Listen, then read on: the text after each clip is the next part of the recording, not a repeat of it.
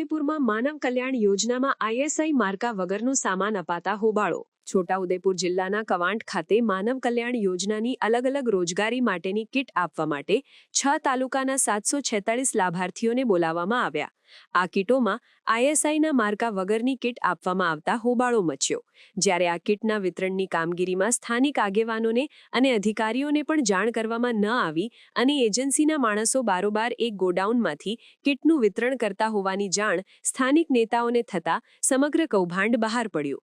સરકારે આઈએસઆઈ માર્કાની વસ્તુઓ આપવા માટે ફરમાન કરે છે, ત્યારે તેઓ દ્વારા આપવામાં આવતી કિટમાં આઈએસઆઈ માર્કા વગરની વસ્તુઓ આપવામાં આવી રહી છે। નસવાડી, બોડેલી, સંખેડા, કવાંટ, પાવીજેતપુર, છોટાઉદેપુર આ 6 તાલુકામાંથી 746 ગરીબ લાભાર્થીઓએ માનવ કલ્યાણ યોજનામાં ભરતકામ કિટ, બ્યુટી પાર્લર કિટ, દૂધ દહીં વેચનાર kit, electric appliance repairing kit, puncture kit, વાહન સર્વિસ અને રિપેરિંગ કિટ, અથાણા બનાવવાની કિટ, પાપડ બનાવવાની કિટ, પ્લમ્બરની કિટ, સેન્ટરિંગની કિટ, રોજગારી માટે કિટ મેળવવા માટે ફોર્મ ભર્યા હતા। તે ફોર્મ મંજૂર થઈ જતા જિલ્લાના 6 તાલુકામાંથી કવાંટ ખાતે લાભાર્થીઓને કિટ આપવા માટે બોલાવવામાં આવ્યા।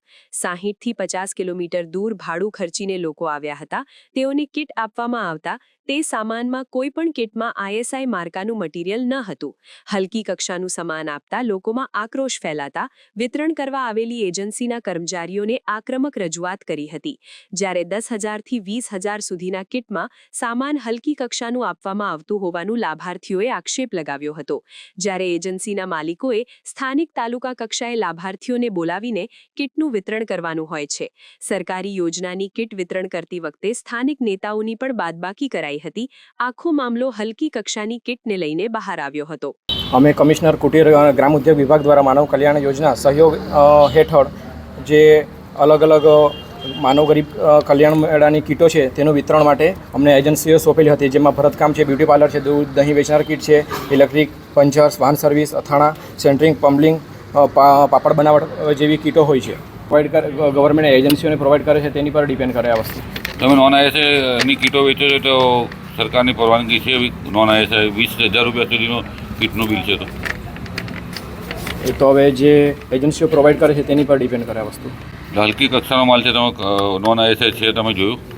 ના, એ વસ્તુ અમે નથી જોયું। બીજી વાત છે, કેટલા તાલુકાના લોકોને બોલાવવામાં આવ્યા છે? આમાં તાલુકા એટલે અમારી પાસે આખું છોટાઉદેપુર જિલ્લાનું લિસ્ટ હોય છે। છોટાઉદેપુર જિલ્લાનું લિસ્ટ હોય છે તો એમાં જે તે લાભાર્થીઓ અલગ અલગ છે, કીટો પ્રમાણે અલગ અલગ લાભાર્થીઓ છે।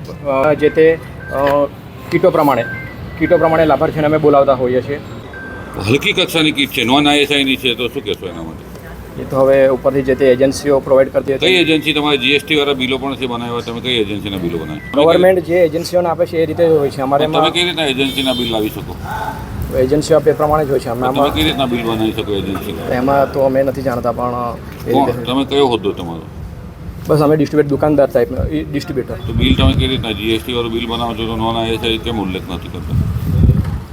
ઉપરથી પ્રોવાઈડ કરે છે એ પ્રમાણે જ હોય છે। બીજું 1000નું કીટ હોય તો હવે ઉપરથી જે રીતે હોય છે તે પ્રમાણે ચાલે છે। અમે આમાં કશું નહીં કહી શકતા।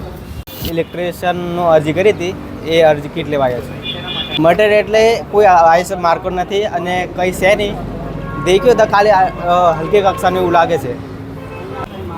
આ બધું હલકી કક્ષાનું મટીરિયલ આપો, શું સરકાર પાસે માંગ તમારી? સરકાર પાસે એ જ માંગ છે, અમને એક જ વાર મળે, વારંવાર લાભ મળતો નહીં, તો સારું આપે તો અમારો ટકાવ રહે તો અમે સારી રીતે કામ કરી શકીએ। હું રમણભાઈ રાઠવા, મને મેસેજ મળ્યો હતો। હું ઓડ ગામનો વતની છું। પાપડ બનાવવાના મશીન માટે અરજી કરી હતી। બધા લોકો અહીં આવ્યો ત્યારે જોયું તો બધા નકલી કીટ આપે એવું જાણવા મળ્યું છે। લગભગ 35 કિલોમીટરની આસપાસ હશે। તો તમારે સ્થાનિક કેમ ના આપ્યું? હવે સ્થાનિક આપવું જોઈએ, લોકોને અહીંયા નહીં બોલાવવું જોઈએ, પણ ખબર નહીં, અહીંયા મેસેજ મળ્યો એટલે અમે આવ્યા। સમાચારની અવનવી અપડેટ જોતા રહો નિખરતા ગુજરાત ન્યૂઝ સાથે। નિખરતા ગુજરાત ન્યૂઝને લાઇક, શેર, સબસ્ક્રાઇબ કરો અને બેલ આઇકન દબાવીને સમાચારની ઝડપી માહિતી મેળવો।